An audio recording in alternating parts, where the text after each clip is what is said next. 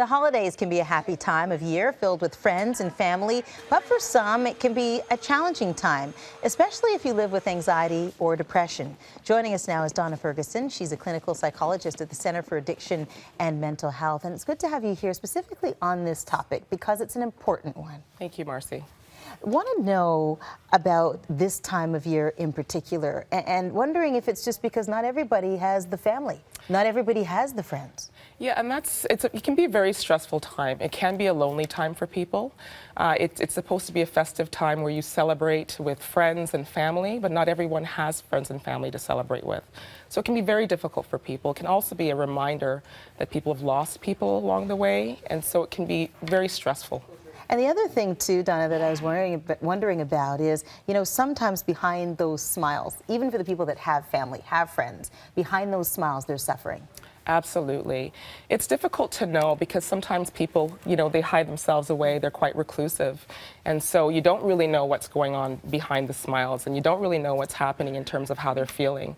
And so it's really good to look out for things, you know, looking out for persistent low mood. Where it really lasts for a long time. Sometimes people's appetites change.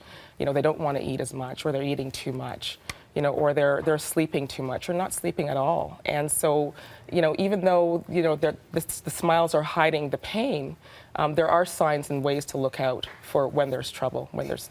And then when you see those signs, it's what to do, because oftentimes, you know, family or friends who may notice the things that you just talked about may say, want to do something, but don't know how to intervene. And that's difficult because sometimes people don't want you to intervene. They just want to be left alone. And so sometimes it's reaching out to the family doctor, to a GP, and, you know, just trying to get them there at least, and trying to get some resources. Sometimes it's trying to connect them with different services through Connects Ontario. Sometimes it's just having them connect with other people. Sometimes it's having them get out and try to volunteer just so they can make social networks, and really just giving them support. They really need that support. And it's something, we're talking about beyond the blues. I mean, everybody has a bad day, you know, once in a while. But you mentioned the word persistent a little bit earlier, and that's really important here when you see a pattern. It is. And, you know, and when I talk about persistent, I mean most of the day, nearly every day. I'm talking about, again, you know, the sleep, not sleeping, you know, enough, or their appetite changes, fatigue, their energy level changes. You know, they may be feeling worthless, and signs of suicidality as well are really important to look out for. So, you know, when they're saying things like, you know, I don't feel like it's worth living, life is worth living. You know, I just don't think being around really makes sense. They may not actually say, I'm going to go and kill myself, but there might be signs that they might be in trouble. What about a word of advice for people, you know, who are just doing too much, as we all are at this time of year, whether it's, you know, hosting a party, having people over in some other capacity, or just having places to be all the time, because that increases anxiety.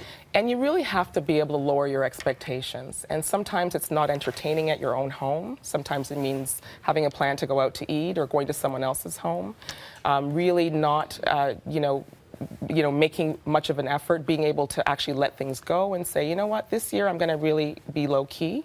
And self-care is really important as well. So, you know, you're so busy worrying about the holidays and gifts and, you know, financial debts and stress that you're not really taking care of yourself. So, you know, that could mean healthy eating, sleeping well, you know, going to a spa if you can, really just exercising, yoga, relaxation, meditation, you know, really taking care of yourself in all of this.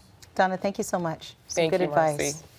We have a link to the Center for Addiction and Mental Health on our website, where you can find advice as well as resources to help you cope with holiday stress.